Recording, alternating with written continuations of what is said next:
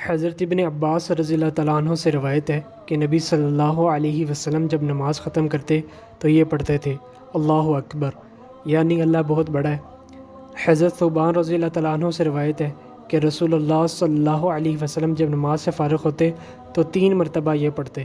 استغفر اللہ استغفر اللہ استغفر اللہ، یعنی اللہ سے بخشش مانگتا ہوں، اللہ سے بخشش مانگتا ہوں، اللہ سے بخشش مانگتا ہوں۔ پھر یہ دعا پڑھتے اللہم انت السلام ومنک السلام تبارکت یا ذا الجلال والاکرام، الہی آپ سلامتی والے ہیں اور آپ سے سلامتی حاصل ہوتی ہے، آپ بابرکت ہیں، اے بزرگی اور عزت والے۔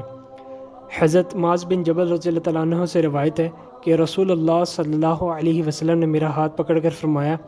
مجھے تم سے محبت ہے۔ میں نے عرض کیا مجھے بھی آپ سے محبت ہے۔ فرمایا نماز کے بعد ہمیشہ یہ دعا پڑھا کرو ربی اعنی علی ذکرک و شکرک و حسن عبادتک، الہی مجھے مدد دے کہ میں آپ کی یاد، آپ کا شکر اور آپ کی خوب عبادت کرتا رہوں۔ حضرت مغیرہ بن شعبہ رضی اللہ تعالیٰ عنہ سے روایت ہے کہ نبی صلی اللہ علیہ وسلم ہر نماز کے بعد یہ پڑھتے تھے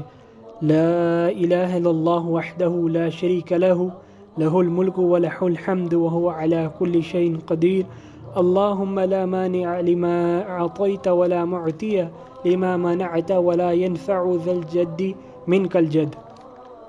اللہ کے سوا کوئی معبود نہیں، وہ اکیلا ہے، اس کا کوئی شریک نہیں، اس کی بادشاہی ہے، وہی سزاوار حمد و ثنا ہے اور وہی ہر چیز پر قادر ہے۔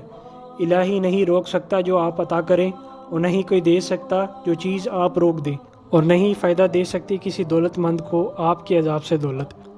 حضرت عبداللہ بن زبیر رضی اللہ تعالیٰ عنہ سے روایت ہے کہ رسول اللہ صلی اللہ علیہ وسلم جب نماز ختم کرتے تو بلند آواز سے پڑھتے لا الہ الا اللہ وحدہ لا شریک لہ لہ الملک ولہ الحمد وهو على كل شيء قدير لا حول ولا قوة إلا بالله لا إله إلا الله ولا نعبد إلا إياه له النعمة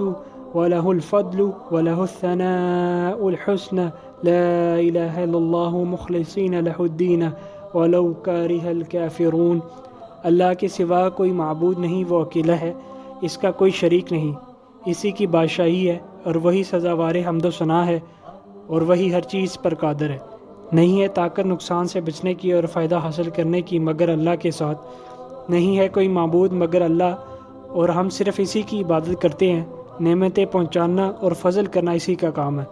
اسی کے لیے ہے اچھی تعریف، نہیں ہے کوئی عبادت کے لائق مگر اللہ،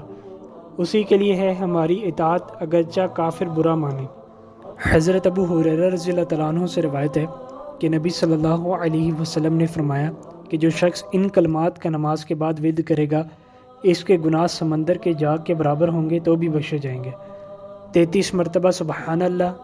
33 مرتبہ الحمدللہ اور 34 مرتبہ اللہ اکبر، اور اس کے بعد لا الہ الا اللہ وحدہ لا شریک لہ لہ الملک ولہ الحمد وہو علی کل شیء قدیر۔ اور حضرت علی کرم اللہ وجہہ نے فرمایا کہ میں نے نبی اکرم صلی اللہ علیہ وسلم سے سنا، منبر پر فرما رہے تھے کہ جو شخص ہر نماز کے بعد آیت الکرسی پڑھے